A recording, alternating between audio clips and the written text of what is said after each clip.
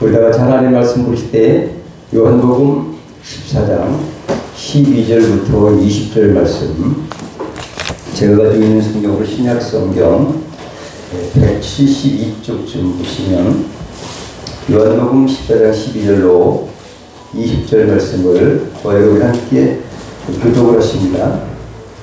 내가 진실로 진실로 너희에게 이르노니 나를 믿는 자는 나의 하는 일을 저도 할 것이요 또한 이보다 큰 것도 하리니 이는 내가 아버지께로 감이니라. 너희가 내 이름으로 무엇을 구하든지 내가 하시나니 이는 아버지와 하나님 나라와 영광을 받으시게 하려고 합니다. 내 이름으로 무엇이든지 내게 구하면 내가 시행하리라.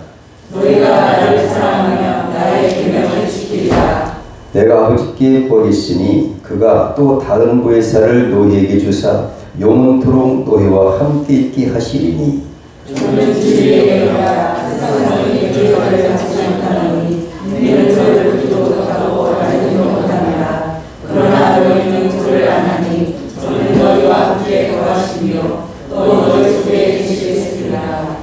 내가 너희를 고아와 같이 버려두지 아니하고 너희에게로 오리라. 조금 있으면 세상은 다시 나를 보지 못하는 소리에 너희는 나를 보니 이는 내가 살아있고 너희도 살아있으리라. 다 같이 함께 읽으십니다. 그날에는 내가 아버지 안에 너희가 내 안에 내가 너희 안에 있는 것을 너희가 알리라. 아멘. 오늘 본문 말씀은 정말 우리 구원받은 성도들에게 세상 살아오기가 좀 힘들기도 하고 핍박도 받고 그 예수 그리스도께 주신 우리에게 그 내가 감당해 나갈 십자가 때문에 어려움이 있다 할지라도 가장 소망 있는 메시지, 소망의 메시지를 우리에게 주신 우리의 말씀인 줄 믿습니다. 오늘 제목이 좀 특이하지 않나요? 무한한 잠재력을 가동시켜라. 만약에 엔진이 100마력짜리 있다 할지라도 시동을 걸지 않으면 움직이질 않아요. 또 기름이 있어야 되잖아요. 아무리 좋은 차도 기름 없으면 또 시동을 걸고 힘을 낼 수가 없죠. 그러면 오늘 이 말씀을 통해서 우리가 왜 하나님께서는 우리에게 소망을 주시나, 사랑의 하나님.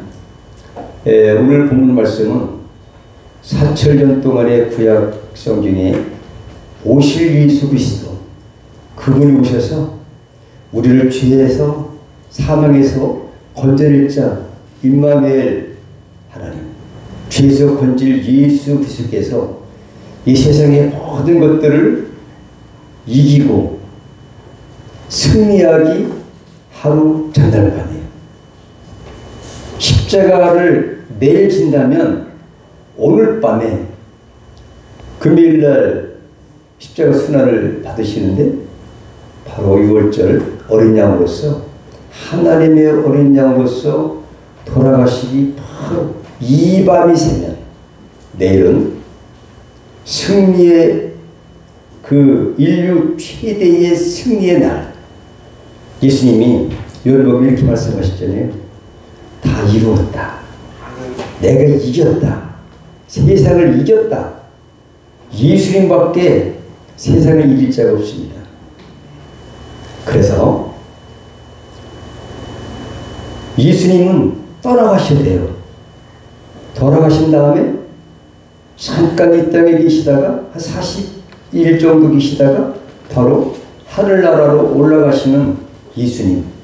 그러니까 마지막 얼마 볼 날이 없어요. 사랑하는 제자들 앞에서. 그래서 어떻게 하면 이 제자들을 위로해 줄까? 요한복음 14장은 우리에게 주시는 평안을 말하고 위로의 메시지잖아요. 걱정하지 말아라. 평안을 줄 거다. 내가 떠난다 할지라도 내가 영원히 떠나지 않을 거야. 이 말씀 하시면서 내가 한 일보다 더 큰 일도 한대요. 주님이 하신 일을 너희도 한대요.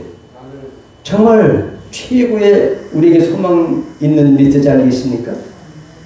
그러면서 이 세상을 떠남으로 이제 그 두려움에 빠지고 외로움에 빠지고 그 골고함에 빠지고 소망이 없을 제자들에게 그것보다 더 큰 기쁨의 소식을 전하는 그러한 소망의 메시지가 오늘 본문 말씀입니다.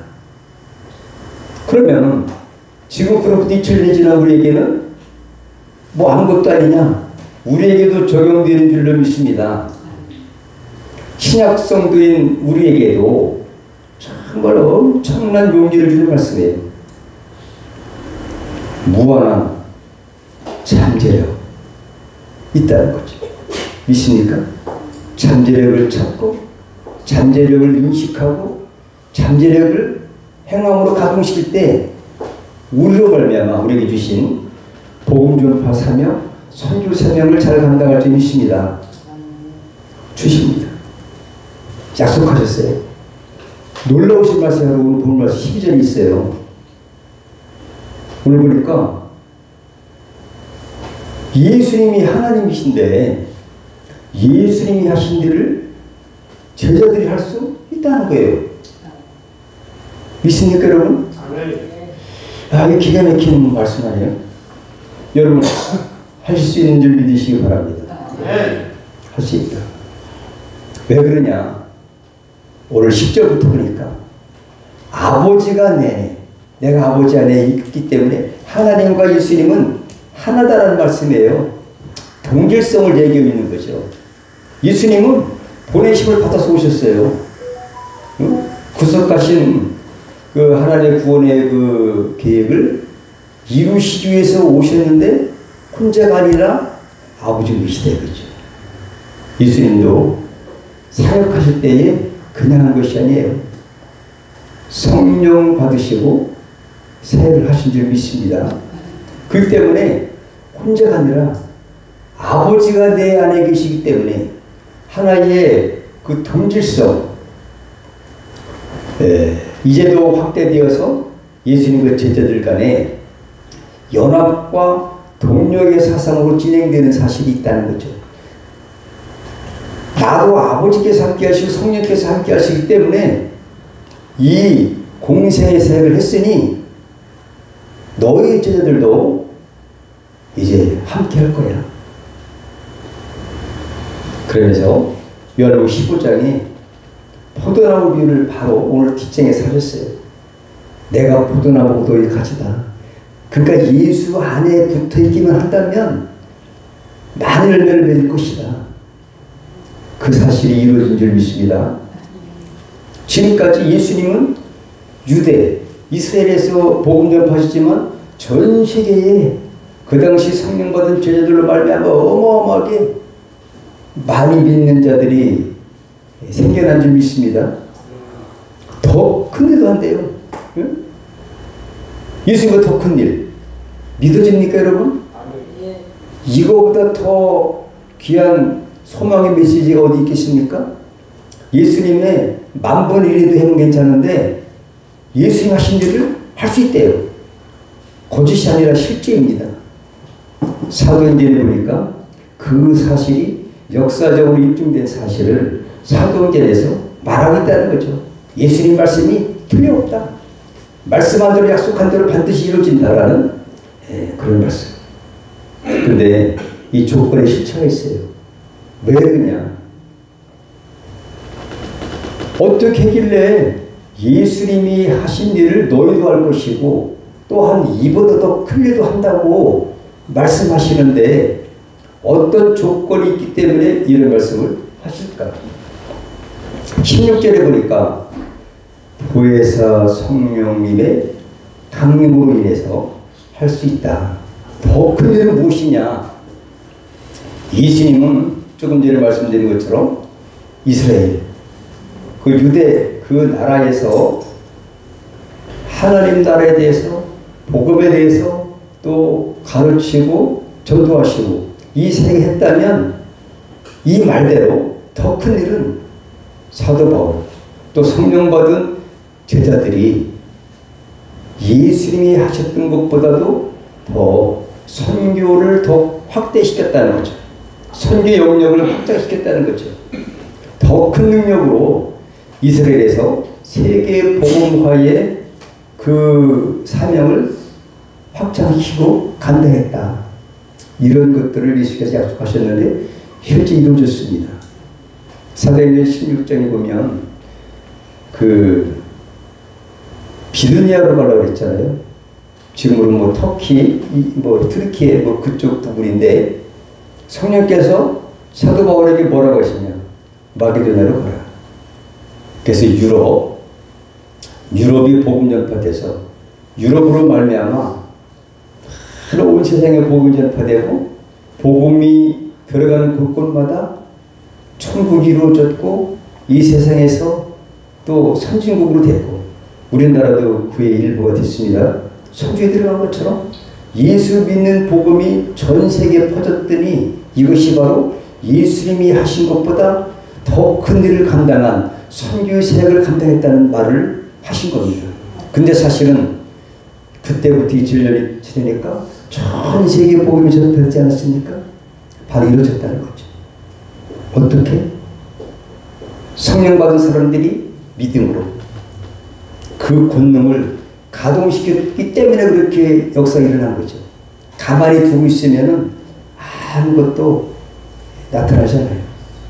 그래서 야고보 사도가 얘기한 것처럼 행함이 없는 믿음은 죽을 것입니다. 우리가 복음을 가지고 있습니다. 성령을 받았습니다. 이제는 가동시킬 때가 됐다는 거죠. 어떻게? 내가 하는 것이 아니라 시행자는 예수님이고 우리는 단지 대행자일 뿐입니다. 시행자와 대행자. 내가 시행할 때 내가 그 말씀대로 대행을 할 때 시행자인 예수님이 성령께서 함께 하셔서 그 큰 사명을 감당하게 하신다. 이 말씀대로 온 세계는 이루어지고 있고요. 하나님의 섭리 가운데 성령에 감동받은 사람들이 성경을 썼고 지금도 성령에 감동받은 사람들이 주님의 일을 감당하고 있다. 이런 말씀입니다. 그래서 오늘 보니까 기도를 통한 이적과 복음 전파를 어떻게 증명했냐. 기도하면 바로 능력 나옵니다. 사도행전에 보니까 성령 받은 사도들이 오직 말씀과 기도밖에 한 거 없어요. 말씀의 무기를 가지고 기도할 때에 주님이 함께 하신다는 약속대로 내가 시한 대로 우리는 대행하면 돼. 그죠? 성령 주십시오. 그리고 내가 주님의 사명 감당하겠습니다. 제가 이 말씀이 준비하면서 그렇게 기도했어요. 주여, 저에게 1000명의 영혼을 주옵소서. 이전까지는 몇 명 했든지 몰라도 일단 1000명만 구했어요. 내 1000명을 복음을 전파해서 주님의 구원의 사역에 정말 쓰임받는 그런 일꾼 되기를 원합니다. 1000명의 영혼을 종에게 붙여주옵소서. 기도했습니다. 성령이 하시면 하십니다. 베드로가 한번 복음 전파할 때 3000명씩 5000명씩 회개해 줬습니까? 사도행전 2장 41절에 그 말을 받는 사람들은 세례를 받았는데 이날의 제자의 수가 3000이나 더 하더라. 베드로가 원래 그런 사람이었습니까? 학문도 별로 깊지 않고 뭐 가진 것도 그렇고 뭐 배움도 그렇게 좋다고 성경은 말하지 않고 있어요. 학식이 문제가 아닙니다. 성령이 답인 줄 믿습니다. 성령 받기 전에는 예수님의 십자가에 그 다니실 때도 3번이나 부인했던 베드로가 부활하셨을 때도 이미 부활하셨음에도 불구하고 부활할 것이더라고 4번이나 말씀해 주시는데도 불구하고 실제 그 말씀대로 부활하시는데도 믿지 않고 도망갔던 베드로예요. 제자들이 있습니다. 하지만 언제 달라졌느냐? 저들의 인생은 성령 받고 완전히 달라졌습니다. 사도행전 2장 1절로 4절부터 한국 위로부터 강한 성령의 강림의 임재가 있고 나서부터 불같은 성령 받고 설교하고 남에서 딴지매기를 고쳤습니다. 그리고 사도행전 4장 4절에 말씀을 들은 사람 중에 믿는 자가 많으니 남자의 수가 5,000명이나 되었더라. 이런 기적 역사가 베드로를 통해서 나타나는데 언제부터? 기도하고 성령 받은 이후에 변했다는 거죠. 이 말씀대로 이 약속대로 이루어진 사실을 사도행전에서 우리에게 입증하고 있는 사실. 그렇다면 우리는 할 수 없느냐? 할 수 있습니다.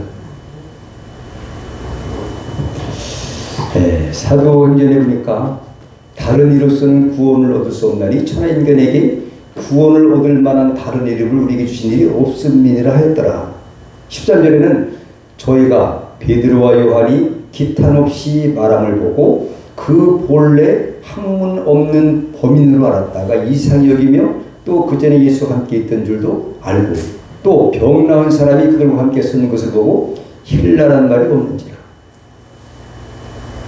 성령 받기 전에는 어부의 출신이고 별로 뭐 학식도 없고 학문 없는 범인으로 알았다가 보통 사람으로 알았다가 이제 방언도 하지 말도 기탄 없이 잘하지.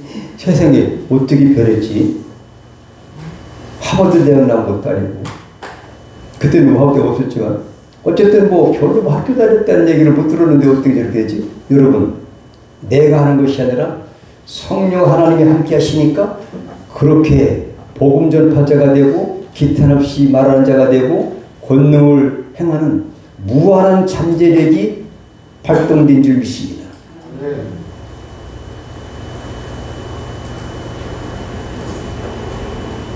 오늘 14절에 보니까 기둥잡의 시행자는 예수님이세요. 물론 하나님이십니다. 그렇지만 예수님도 기도 대상은 내게 기도하는 거죠. 예수님께. 응? 우리 대행자고 그러면 내가 시행한다는 거죠. 시행자가 된다는 말씀 하세요. 기도해 준 거죠. 내 이름으로 할 때에 오직 예수 이름으로 많이 기도할 때에 하나님 앞에 상대를 드는 줄 믿습니다. 그래서 기도하면은 예수님 이름으로 기도합니다. 이렇게 한 것처럼 시행자도 되고 대상은 예수님께 그 다음에 예수 이름으로 기도응답의 시행자 내가 응답해 주겠다는 뜻이죠. 여러분, 이들 확실한 약속. 이대로 초대교회 우리의 믿음의 선진들이 믿고 기도했더니 그렇게 됐다는 사실을 우리에게 교훈해 주신 말씀이 사도행전입니다. 오직 신약의 역사서 역사가 증명하고 있다. 오늘 16절은 오늘 가장 믿음의 너희가 내가 하는 게 또 할 것이요. 12절에 보니까 또한 이보다 더 큰 일도 하리니 이 말씀의 약속은 바로 성령 하나님입니다. 그냥 내가 하는 것이 아니라 약속한 그 성령을 보내주실 것인데 그 성령님이 오시면 그렇게 되게 해주신다는 거죠. 그대로 되어진 줄 믿습니다. 선물을 주셨는데 다른 하나님이신 보혜사를 보내주실 것이에요. 하나님이십니다. 능력도 권능도 똑같은 하나님, 삼위 하나님이세요. 1번보다 부족해서 한 개가 아니라 하나의 역할만 다르실 뿐이지 삼위일체 하나님이신데 하나님을 보내주신다. 여러분, 대통령을 보내줄 때 괜찮겠죠, 그죠? 근데 하나님을 보내주신다면 이보다 더 큰 선물이 어디 있겠습니까? 우리는 여기에 감동을 받고 여기에 감격하고 여기에 반응을 하는 사람이 될 때에 이걸 갖다가 가동시킬 때에 주님께서 원하시는 우리를 향하신 세계 전도의 그 사명을 감당할 수 있습니다. 지난번에 설교 드릴 때 베드로전서 2장 9절에 너희는 택하신 족속이요 거룩한 나라요 그의 소유된 백성이다. 그런데 그의 이는 그의 기이한 빛에 들어가게 하신 자의 아름다운 덕을 뭐라고 했다고요? 선전하게. 그러니까 복음 전파를 할 수 있는 사명 주셨다는 말이죠. 아름다운 덕. 하나님의 사랑, 예수님의 그 하나님의 계획하신 구속사를 성취하신 그 예수님의 아름다운 죄 없는 분이 우리를 얼마나 사랑하시고 하셨으면 우리 위해서 죽으셨겠습니까? 그리고 예수님은 성령을 보내주신다는 거죠. 당신 올라가시니까 가만두지 않고 예수님이 그냥 뭐 죽거나 말거나 그냥 뭐 구원받으니 알아서 살아. 그것이 아니라 성령을 보내주신다는 약속하신 것이 가장 오늘 우리에게 주신 소망의 메시지인 줄 믿으시기 바랍니다. 성령 보내주신다는 거죠. 영원토록 함께 하실 거예요. 성령님이 여러분의 심령 가운데 지금도 살아 역사하시고 내주하고 임재해 계신 줄 믿습니다. 그때 우리가 예수 믿는 거 같잖아요. 그리고 우리가 무슨 뭐 할 수 있는 능력이 있습니까? 그 성령을 구할 때 나는 부족합니다. 성령님 도와주십시오. 복음 전파 사명을 감당해 주십시오. 내 생에 1000명을 주께 인도하겠습니다. 기도, 할렐루야.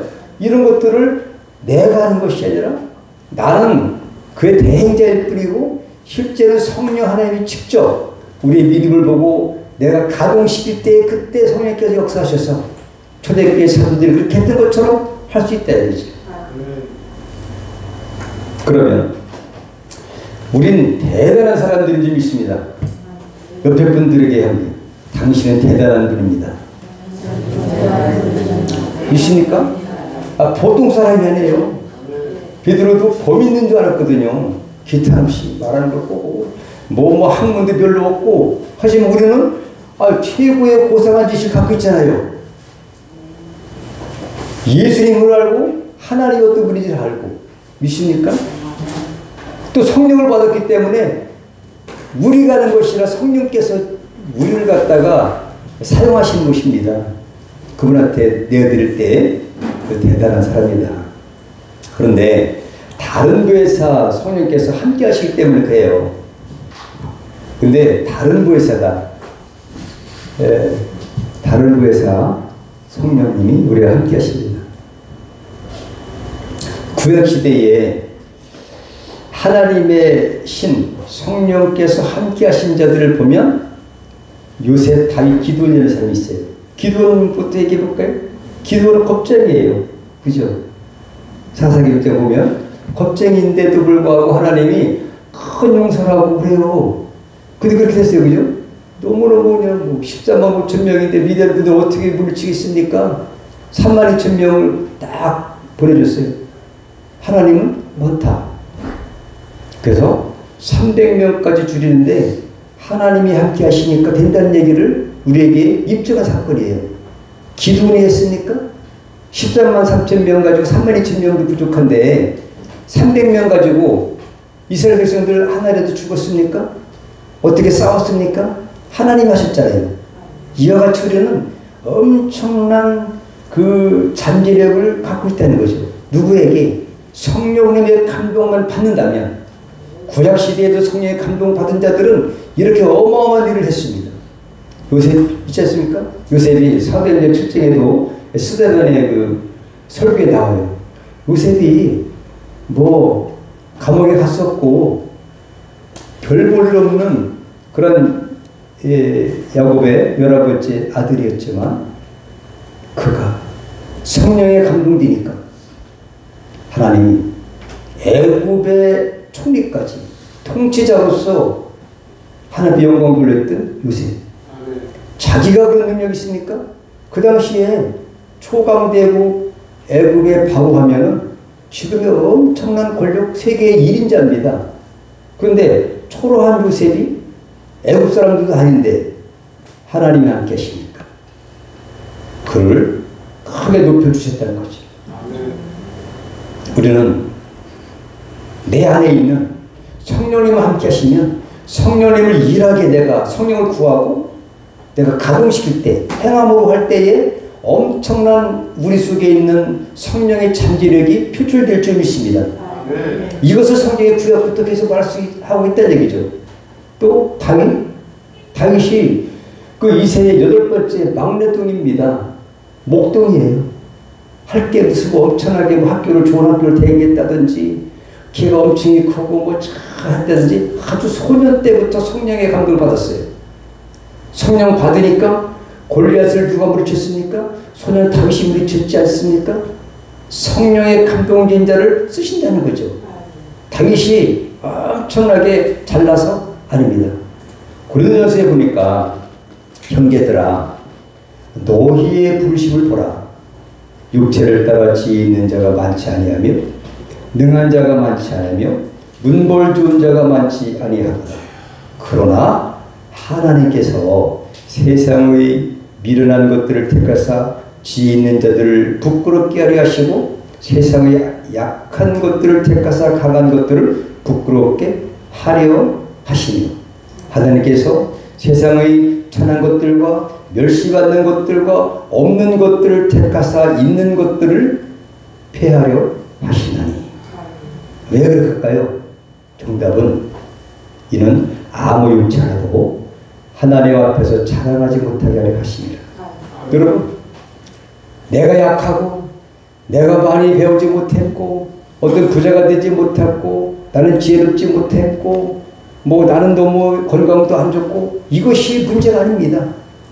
이런 사람들을 하나님은 기도원 같은 사람 택하고 요셉 같은 사람 택하고 다윗 같은 사람 택하셔서 하나님께서 쓰실 때 하나님이 함께 하시니까 성령님께서 그와 함께 하시니까 많은 일을 하시더라는 얘기죠. 성경은 그러기 때문에 성령의 감동을 받은 자들이 그 역사를 기록한 책이 성경인 줄 믿습니다. 그리고 사도행 4장 31절에 보니까 빌기를 다음에 제자들이 빌었어요. 모인 곳이 진동하더니 무리가 다 성령에 충만하여 담대히 하나님의 말씀을 전하니라. 그렇지? 사도행전은요 성령 받은 이후에 사람들이 어떻게 하나님의 말씀대로 어떻게 전도를 했는가, 어떻게 기적을 일으켰는가, 죽은 자도 살렸지요. 뭐 기도한 대로 진동을 하지요. 귀신들이 떠나가지요. 이런 것들이 실제적으로 예수님이 계신가요? 하나님 우편에 앉아 계세요. 지금 그 당시도 지금까지. 그런데 왜 했냐? 보혜사 성령께서 함께 하셨기 때문에. 보혜사 성령은 어떤 분이실까? 곁에서 돕는다는 그런 분이세요. 곁에서. 파라클레토스. 옆에서 도와주시는 분. 보호하시고 위로하시고 가르치시고 인도하시는 분이 바로 보혜사입니다. 그러면 창조주이면서 제3위 하나님이 성령님이세요. 성령님이 뭐냐 눈에 안 보이니까 그게 무슨 뭐 권능이나 은사나 이것뿐만 아니라 하나님이시라니까요. 하나님이 우리와 함께 계신다는 거죠. 이 사실을 믿고 믿음으로 가동시켜야만이 잠재력이 표출되는 겁니다. 2000년 전에 초대교회 사도들처럼 구속사역을 확장시키고 적용하고 성령께서 주도적으로 전개시키는 역할을 성령께서 함께 하시는 거죠. 왜 다른 보혜사냐? 다른 보혜사라고 했죠. 하나이신 하나님인데 성자 예수님이 보혜사예요. 진짜 보혜사 성자 예수님이세요. 근데 오늘 뭐라고 했냐? 다른 보혜사를 보내준다고 했잖아요. 다른 보혜사라는 얘기는 예수님과 조금 더 능력이라든지 생각하라는 건지 역사하는 거든지 모든 것들이 똑같다. 조금 더 다르지 않다. 이런 말이에요. 성령님은 다른 보혜사예요. 예수님은 그 보혜사시고 다른 보혜사를 보여드렸잖아요. 우리를 개혁성경에 보혜사, 보호하시고 내주시고 가르치시는 분, 우리 옆에서 우리 지켜주시고 보호하시고 변호하시고 함께 하시는 분, 그분이 우리와 함께 하시니까 그분이 성령이니까 뭐 하나님도 아니시다. 아닙니다. 하나님이십니다. 창조주세요. 그래서 성령은 어떤 분이냐?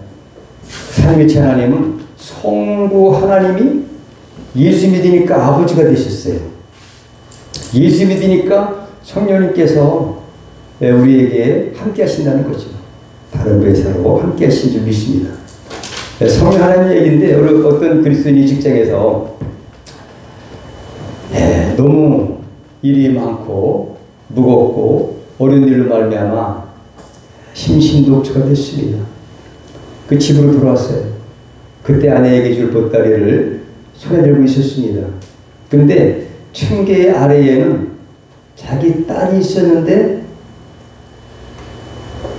딸한테 그래요.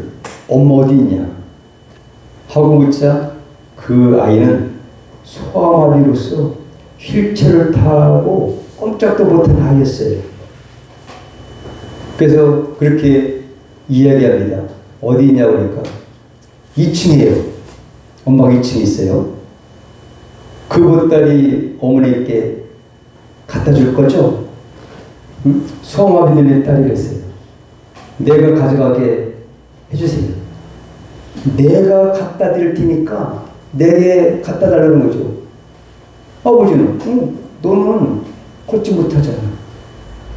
아무것도 못하잖아. 그때 딸이 이렇게 했습니다.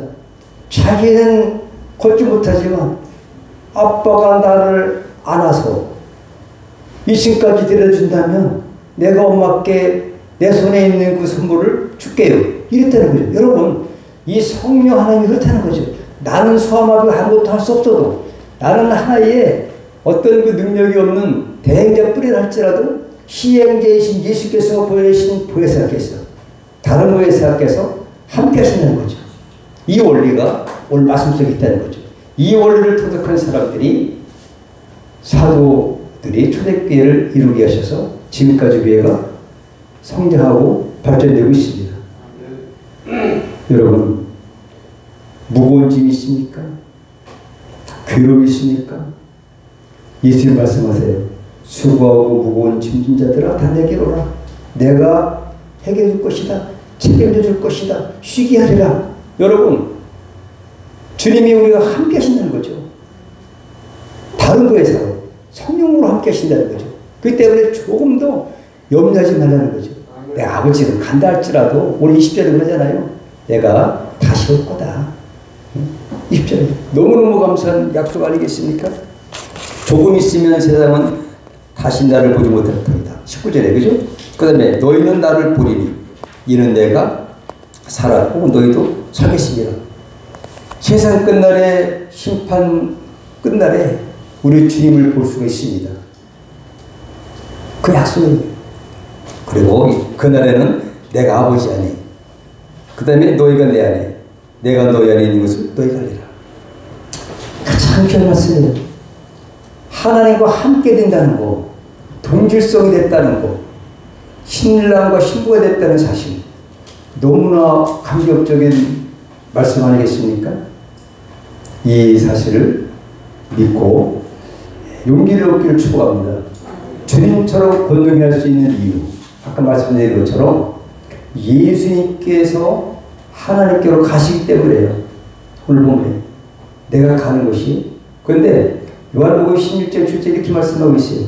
그러하나 예수님 만약에 안 가신다면 왜 그럴까? 예수님은 하나님의 신성을 갖고 계시지만 동시에 인성을 갖고 계시기 때문에 시간과 공간과 이런 모든 육체의 그 행동을 갖다 제한받는 몸이십니다. 아직까지 부활하시기 이전에는 그냥 여기든지 저기든 그래요. 근데 부활하신다면 여기도 있고 저기도 계시지 않습니까? 왜? 구속세를 성취해 오신 분이시지 이렇게 어디다 계시는 예수님은 아니셨다는 거죠. 그렇기 때문에 예수님과 능력과 모든 것은 똑같은 하나님이시지만 어디나 계시고 여기도 계시고 저기도 계시고 이 사람이 있는 거, 그 당시 베드로에 있는 성령께서 여러 분 안에 계시고 바울에 있던 그 성령께서 여러 분 안에 계신 줄 믿으시 바랍니다. 그분이 예수님은 그렇게 할 수 없지만 어떤 시공간의 제한을 받으시지만 성령 하나님은 어디나 계시기 때문에 모든 것을 아시는 분이기 때문에 전능하신 창조 하나님이시기 때문에 내가 오히려 가는 것이 유익하다는 거죠. 예수님은 어디나 계시지 않았어요. 못하시는 건 아니지만 제한적인 육체를 갖고 있기 때문에 그래요. 그렇기 때문에 요한복음 16절 7절에 보니까 그러나 내가 너에게 실상을 말하오니 실상이래. 내가 떠나가는 것이 너에게 유익이래요. 떠나가셔야만이 누가 오신다고요? 다른 교회에서 성령 하나님이 오신다는 거죠. 그분이 오셔야만이 우리에게 유익인 줄 믿습니다. 내가 떠나가지 아니하면 보혜사가 너희에게로 오시지 아니할 것이요 가면 내가 그를 너희에게로 보내리니. 떠나가는 것이 우리에게는 유익하다고 말씀하셨습니다. 그러면 무능한 자 택하신 권능을 행하게 하시는데 보니까 아까 말씀드리신 고린도서 1장 지혜 있는 자가 많지 않고 그런데 성령님이 그 권능인 줄 믿습니다. 사도행전 8절 보니까 오직 성령이 너에게 임하시면 너희가 권능을 받는다고 했어요. 능력을 받는다고 했습니다. 권세를 받는다고 했습니다. 근데 권세가 있어요? 능력이 있어요. 근데 충만하게 되는 느낌이 있습니다. 사도행전 19장 2절에 보니까 1절 2절에 보면 바울이 아볼로의 제자들에게 가서 물어봐서 야, 너 믿을 때 성령 받았느냐? 가장 예수 믿는 자에게 가장 중요한 것은 성령의 충만이 받았느냐 안 받았느냐. 성령 충만이 받았다가 또 이거 갖다가 또 이렇게 이제 그걸 뭐라 그래요? 소멸된다고 할까요? 소멸되는 거 이것이 중요해요. 성령님이 하나 충만한 게 아니에요. 성령 충만한 것은 차고 넘쳐서 흘러 넘친다는 말을 하고 있어요. 그 우리는 성령의 충만함을 유지할 때에 권능을 행할 수가 있습니다. 너희가 믿을 때 성령 받았느냐? 물어봐요. 그래서 성령은 곧 권능이다. 무한한 자비력을 가동시키시기 바랍니다. 성령님이 충만하시면 우리로 말미암아 사도행전에 있었던 스데반, 7 집사들, 베드로, 바울이 율법자였었습니다. 능력이 있었나요? 능력이 뭐 예수도 모르고 그랬었어요. 예수 만나기 전에는 사도행전 9장 이전에는 그냥 핍박이나 하고 예수 믿는 사람을 잡아나 오고 이거밖에 못했어요. 무슨 뭐 전도를 합니까? 예수를 말합니까? 우리보다 훨씬 못했던 사람이죠. 근데 그가 성령 받고 나서는 복음 전파 얼마나 많이 했습니까? 그렇게 훌륭한 사람이 된 적이 있습니다. 무슨 뭐 기적을 일으키는 것뿐만 아니라 예수님이 누구신지를 알았다는 거죠. 최고의 비밀을 십자가로 깨달은 바울. 이렇게 우리에게는 무한한 잠재력이 있습니다. 이것들이 저와 여러분이 그 믿음의 행함으로 말미암아 이제 나타나게 되는 거죠. 믿음으로 행하면 권능을 나타내십니다. 성령님 그 권능이시고 무한한 잠재력을 가동시키고 우리가 이렇게 기도해야 되겠습니다. 오늘 성령 충만 주옵소서. 또 믿음으로 권능을 행하게 하소서. 자, 한번 부르신 다음에 오늘 성령 충만 주옵소서. 사도행전에 있는 예수님의 제자들처럼 성령 충만하여서 복음 전파 사역에 쓰임받은 그러한 기둥되게 되어주십시오. 무한한 잠재력을 가동시킬 수 있는 믿음을 주시옵소서. 한번 보더라도 기도하십니다. 위여 할렐루야 감사합니다. 우리에게도 함께 주셔서 하나님 성령 충만 주옵소서. 2000년 전에 사도들에게 약속하신 성령을 기름 붓듯 하셨던